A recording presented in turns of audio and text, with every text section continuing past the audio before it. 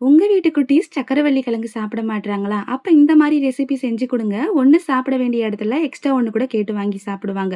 Taste கொழுக்கட்டை மாரி இருக்கும். ஆனா இது சக்கரவள்ளி கிழங்குல செஞ்சிருக்காங்கன்னு அவங்களால கண்டே பிடிக்க முடியாது.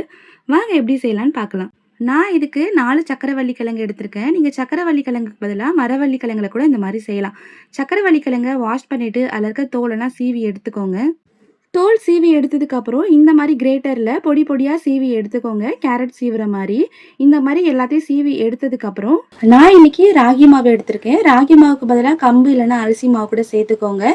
இது கூடயே 3/4 கப் கிட்ட நாட்டு சர்க்கரை. உங்களுக்கு எந்த அளவுக்கு இனிப்பு வேணுமோ அந்த அளவுக்கு சேர்த்துக்கோங்க.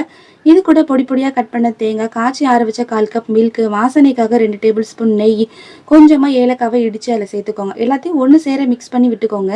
நல்லா ஒரு சேர பிசைஞ்ச கொழுக்கட்டை மாவை நெய் தடவின இட்லி தட்டில் ஒரு 20 மினிட்ஸ் ஸ்டீம் பண்ணி எடுத்துக்கலாம். அப்படி இல்லைனா பிடி கொழுக்கட்டை மாதிரி செஞ்சு ஸ்டீமரில் ஒரு 20 மினிட்ஸ் ஸ்டீம் பண்ணி எடுத்தீங்கன்னா ஹெல்தி அண்ட் டேஸ்டியான ராகி ஸ்வீட் பொட்டேட்டோ கொழுக்கட்டை ரெடி ஆயிரும். ஈவினிங் ஸ்கூல் விட்டு வர பசங்களுக்கு இந்த மாதிரி ஹெல்தியான ஸ்நாக்ஸ் செஞ்சு கொடுத்தீங்கன்னா நல்லா விரும்பி சாப்பிடுவாங்க. அது மட்டும் இல்லாமல் நல்லா ஃபில்லிங்காகவும் இருக்கும். இந்த மாதிரி மோர் ரெசிபிஸ் தெரிஞ்சுக்க நம்மளோட சேனலை சப்ஸ்கிரைப் பண்ணிக்கோங்க. தேங்க்யூ.